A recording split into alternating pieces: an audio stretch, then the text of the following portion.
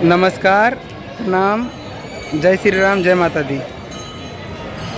आज हम लोग जाजपुर शहर में हैं और इस शहर को विराज क्षेत्र भी बोला जाता है क्योंकि यहाँ पे माता ब्रजा का यह मंदिर है।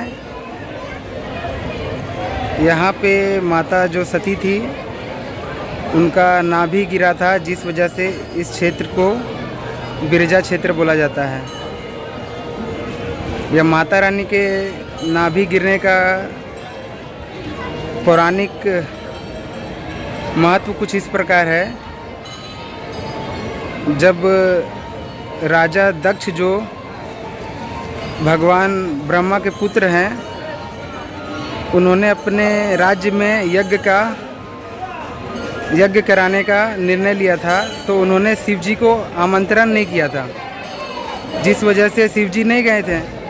तो उस समय हुआ कि माता रानी जो थी, माता सती, वह अपने पिता के जो यज्ञ में बिना निमंत्रण के चली गई थी। तो वहाँ जाने के बाद महाराज जो दक्ष थे, उन्होंने शिव जी का बहुत ही ज़्यादा अनादर किया, जिससे आहत होकर माता रानी ने यज्ञ का जो अग्निकुंड था उसमें अपनी जान दे दिया था कूदकर। और जब माता रानी अपनी जान दे दी, उससे काफ़ी आहत होकर शिवजी माता रानी को अग्निकुंड से उठाते हैं और पूरे ब्रह्मांड में शिव तांडव जो नृत्य है वो करने लगते हैं, जिससे चारों ओर पूरे ब्रह्मांड में हाहाकार मच जाता है। तो इससे दुखी होकर सभी लोग भगवान विष्णु के पास जाते हैं कि शिव जी को कैसे शांत किया जाए।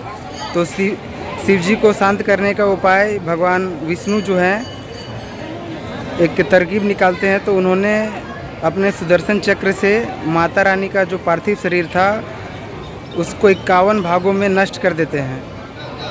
और जो 51 भाग है उनमें से जो माता रानी का नाभि था, वो नाभि इस विराज क्षेत्र में गिरता है, जिस वजह से इस क्षेत्र को विराज क्षेत्र बोलते हैं। यह क्षेत्र 1 करोड़ शिवलिंग का क्षेत्र बोला जाता है। इस क्षेत्र में 1 करोड़ से भी ज़्यादा शिवलिंग मौजूद हैं। तो आइए चलते हैं, हम लोग इस मंदिर के चारों ओर घूमते हैं। जय माता दी।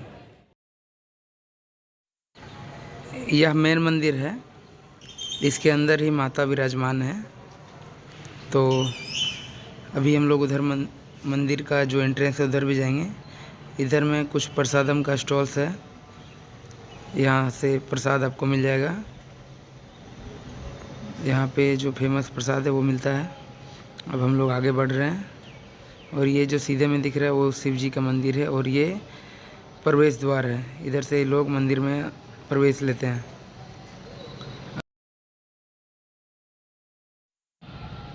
अब हम लोग थोड़ा आगे बढ़ते हैं। ये जो ब्राउन कलर में गुंबदनुमा आकृति दिख रहा है, उधर से हम लोग मंदिर के गर्भगृह में प्रवेश करते हैं। ये मंदिर के गर्भगृह का प्रवेश द्वार है। और हम लोग थोड़ा आगे बढ़ते हैं, आगे देखते हैं आगे कौन से देवता का मंदिर है। ये हम लोग अभी हनुमान जी के मंदिर पे आए हैं। हनुमान जी लाल रंग में रंगे हुए हैं पूरा।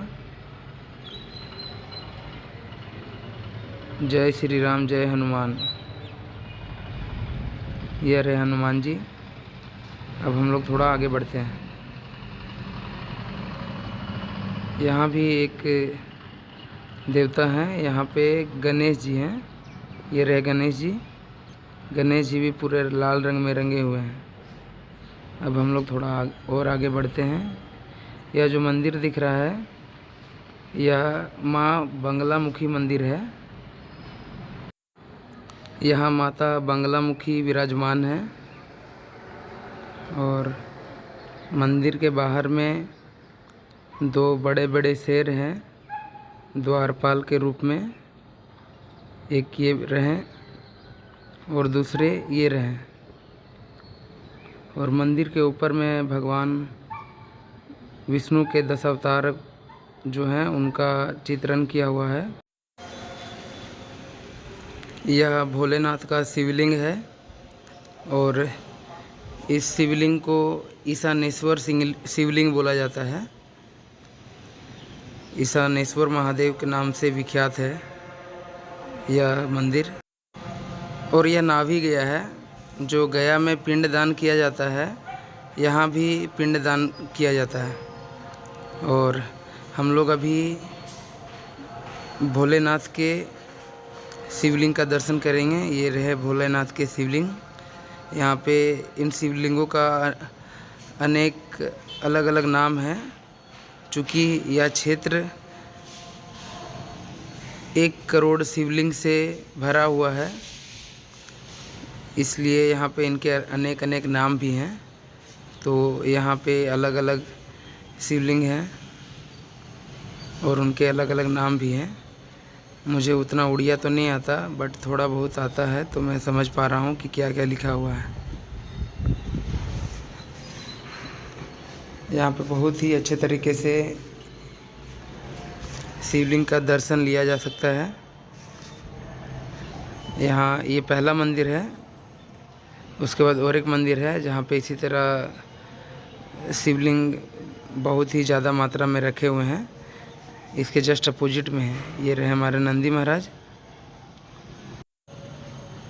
यह दूसरा मंदिर है, यहाँ भी अनेक शिवलिंग भी हैं और उनका भी दर्शन अच्छे से लिया जा सकता है। तो यहाँ आप देखेंगे, यहाँ पे आपको अलग अलग प्रकार के शिवलिंग मिलेंगे।